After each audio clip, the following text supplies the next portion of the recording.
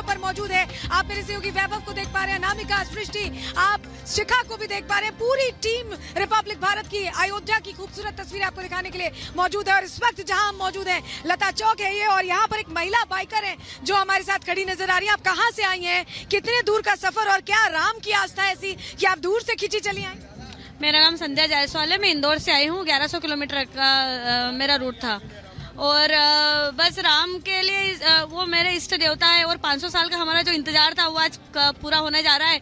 और दूसरा ये है कि ऐतिहासिक पल जो था, और मैं राइडर हूँ तो मैं अपनी राइड को भी ऐतिहासिक बनाना चाह रही थी, और क्योंकि ये जो ऐतिहासिक पल जीवन में दोबारा कभी नहीं आएगा, तो इसलिए मैंने यही फिर चुना कि मैं राइड करूं। मेरा ऑलरेडी बहुत बिजी शेड्यूल था, उसके बावजूद भी फिर मैंने अपना टाइम निकाला कि नहीं मुझे जाना है, तो मैं आ गई। अच्छा, जरा तस्वीरें इरफान दिखाइए जरा बाइक की, जिस बाइक से आप आई हैं। आप मुझसे बात करती रहिए, आप बताइए, महिलाओं को आप संदेश देना चाह रही हैं? आप अकेले निकली थी क्या पूरे रास्ते? हाँ, मैं अकेले निकली हूँ, और अगर हम चाहे तो हम कुछ भी कर सकते हैं। बहुत लोगों ने मुझे बोला अकेली जा रही हो, ठंड है, कैसे जाओगी?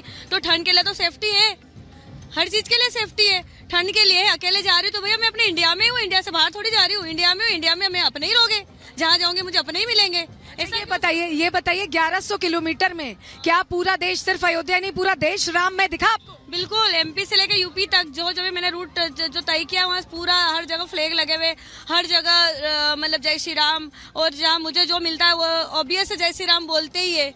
अयोध्या आके कैसा लग रहा है? यहाँ की जो तस्वीर है, जिस तरह से भक्त जुड़े हुए हैं, आप भी श्रद्धा से जुड़कर यहाँ तक पहुंची हैं, तो तस्वीर कैसी लग रही है एक बार दर्शकों को बता दीजिए। यहाँ का माहौल पूरा राममय हो गया है, और यही समझ लो कि एक धरती पे ये अयोध्या एक स्वर्ग बस गया है। तो जब भी जिसको टाइम मिले वो जरूर आए और यहाँ पर दर्शन रामलला के करके जाए। देखिए, तो ये महाकाल के नगरी से आई हैं, इंदौर से आई हैं, हालांकि वहाँ से उज्जैन बहुत पास है, और वहाँ से यहाँ पहुंची हैं, और इसके बाद यहाँ पर भी ये रामलला के दर्शन कर रही हैं। तो सोचिए, उत्साह बहुत है, दूर दूर से लोग आ रहे हैं। सृष्टि मेरी सहयोगी लगातार राम मंदिर जन्मभूमि से जुड़ी हुई है। सृष्टि, वही राम मंदिर जिसका इंतजार इतने सालों तक किया, अब आखिरकार सिर्फ एक दिन बचा है जब टेंट से रामलला अपने महल में विराजेंगे। सृष्टि, ओवर टू यू।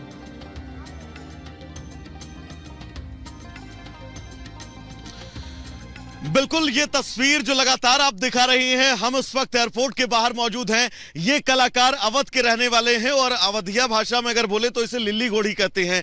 मैं चाहूंगा, आप कलाकार हैं, क्या सुनाना चाहेंगे हमारे रिपब्लिक के दर्शकों को? कैसे बताएंगे कि हम अवध में हैं और उत्साहित हैं?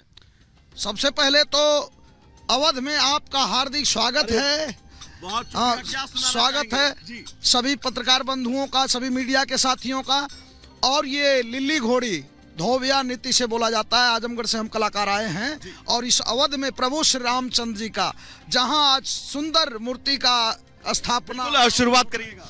आइए चलते हैं। कहना है कि अवध नगरिया में अरे अइले श्री राम हो खुशहाल लोगवा, के अवध नगरिया में अरे अइले श्री राम हो खुशहाल लोगवा।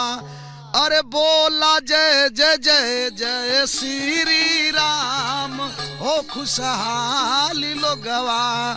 बोला जय जय जय जय श्री राम हो खुशहाल। अरे हो खुशहाल लोगवा, अरे हो खुशहाल। प्रतिष्ठा होने वाली है, और एक भक्त रूप में आज मनोज तिवारी हमारे साथ हैं। मनोज जी, आज आपका ये गमछा जिसमें श्री राम का नाम है, ये केसरिया कुर्ता बहुत जच रहा है आप पर। मेरा मन इतना खुश है। देखिए, अब 22 तारीख को तो हमें अपनी अपनी लोकसभा में दिए जलवाने हैं, जलाने हैं, लेकिन मन नहीं माना कि इस अनुष्ठान पे मैं पिछला 24 घंटा अयोध्या जी में बिताया हूं, और अब मैं वापस जा रहा हूं। मेरा मानना है कि बड़ी किस्मत से ऐसा क्षण किसी के जीवन में आता है जब हर जन के मन में राम का मंदिर बन चुका है। मात्र अयोध्या जी में नहीं बना है, कहीं जाइए खाली गुनगुना दीजिए, मेरी झोपड़ी के भाग अब खुल जाएंगे, राम आएंगे। राम आएंगे तो अंगना सजाएंगे, दीप जला के दिवाली हम मनाएंगे, मेरे जन्मों के साथ सारे पूज जाएंगे राम। अब ये एक लाइन गाता हूं तो सब गाने लग रहे हैं। ऐसा हुआ क्या है? और 2014 के पहले लोगों को राम का नाम लेने में भी डर क्यों लगता था? क्या रावण था? रावण तो मर चुका था। फिर कौन था जो डरा रहा था? क्या रावण के वंश में कुछ लोग रह गए थे जो डराते थे लोगों को? ऐसा क्या था कि राम जी तिरपाल में पड़े हुए थे और राम जी का वस्त्र बदलना भी मना हो गया था? ऐसा क्या हो गया 2014 में कि एक प्रधान के बदलने से सारे विधान बदल गए? एक नरेंद्र मोदी जी के आते ही और उत्तर प्रदेश में जोगी जी के आते ही ऐसा लगा जैसे बुलेट ट्रेन की स्पीड में राम जी का काम होने लगा।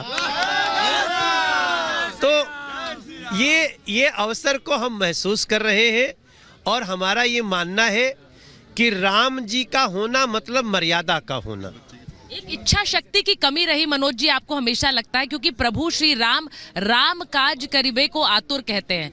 भक्त जो है वो राम काज में लगे रहते हैं, लेकिन जो राम काज में नहीं लगे रहे, आप सीधे कह रहे हैं एक इच्छा शक्ति नहीं थी। देखिए, मेरा मानना है कि वो इच्छा शक्ति कुछ लोग लाना ही नहीं चाहते थे। उनकी इच्छा शक्ति कुछ और कार्य करने की तो थी। राम मंदिर को रोकने की इच्छा शक्ति थी, राम जी को काल्पनिक बताने की इच्छा शक्ति थी, यहाँ तक कि सेक्युलर कहते हुए हिंदू धर्म पे जितना भी प्रहार कर सकते थे उसी को सेक्युलर समझने लगे थे। भाई सेक्युलर तो ये होता है कि सभी धर्मों का सम्मान हो। तो अब ये देखिए, जनता जग चुकी है, अब जाग चुकी है देश की जनता, और जो होने वाला है अभिराम, 22 जनवरी को त्रेता युग की शुरुआत हो रही है और मंदिर में पधार रहे हैं हमारे श्री राम। मनोज जी, आपने एक खास गाना इस मौके के लिए बनाया है। मैं आपके भक्त, आप जैसे ही सुर छेड़ते हैं आपके मौजूदगी में, वो उसमें मैंने सुना आपके साथ गा रहे थे, लेकिन वो खास गाना जो आपने बनाया, हम लोगों ने बनाया है ना। देखिए, हमने 2 गीत बनाए हैं। एक तो है वो है राम, देश में, फिर श्री रामास्वामी मंदिर त्रिप्रयार केरल में गए, गुरुवायूर मंदिर त्रिशूर केरल में पहुंचे थे, रंगनाथ स्वामी मंदिर गए थे। इसके अलावा हमने बीते दिन भी देखा कि रामेश्वरम में पहुंचकर वहां पर उन्होंने उन कुंडों के पानी से स्नान भी किया था, जिसकी काफी खासियत है और शास्त्रों में काफी पवित्र माना जाता है, उल्लेख भी है। तो एक अलग ही रंग प्रधानमंत्री नरेंद्र मोदी का उनके तमिलनाडु दौरे के दौरान देखने को मिल रहा है। और वाकई में ये जो तस्वीरें हैं लगातार जिस तरीके से सामने आ रही हैं, अयोध्या में प्राण प्रतिष्ठा समारोह है 22 तारीख को, एक दिन का समय बाकी रह गया है और क्षण क्षण इंतजार हो रहा है, हर एक पल राम भक्त इंतजार कर रहे हैं। और उससे पहले प्रधानमंत्री नरेंद्र मोदी मंदिर मंदिर जाकर दर्शन पूजन कर रहे हैं। उनका स्वभाव भी अगर देखें, उनका व्यक्तित्व भी देखें, तो हमेशा भक्तिभाव वाला उनका व्यक्तित्व रहा है। जब भी वो जिस भी राज्य के दौरे पर होते हैं, वहां के प्रसिद्ध मंदिरों में वो सदैव जाते हैं और दर्शन पूजन करते हैं। और ऐसे में तमिलनाडु दौरे का तीसरा दिन प्रधानमंत्री नरेंद्र मोदी का, और ऐसे में ये तस्वीरें आप देख रहे हैं धनुषकोडी के कोंठार स्वामी मंदिर में पहुंचे हैं प्रधानमंत्री नरेंद्र मोदी। और ये तस्वीरें हम आपको दिखा रहे हैं। ये देखिए 20 तारीख की तस्वीरें, यानी कि बीते दिन की तस्वीरें जब रंगनाथ स्वामी मंदिर पहुंचे थे प्रधानमंत्री नरेंद्र मोदी, और उससे पहले की भी तमाम तस्वीरें आपके सामने प्रधानमंत्री नरेंद्र मोदी के दौरों को लेकर, जो सुमित दर्शाती हैं कि कैसे प्रधानमंत्री नरेंद्र मोदी भक्ति के रंग में डूबे हुए, भक्ति के रस में डूबे हुए प्राण प्रतिष्ठा समारोह से पहले नजर आ रहे हैं। और ये 5 तस्वीरें आप देखिए जहां जहां पर दर्शन प्रधानमंत्री नरेंद्र मोदी ने अपनी इस यात्रा के दौरान किए। 20 जनवरी को उन्होंने श्री रंगनाथ स्वामी मंदिर में दर्शन पूजन किए थे।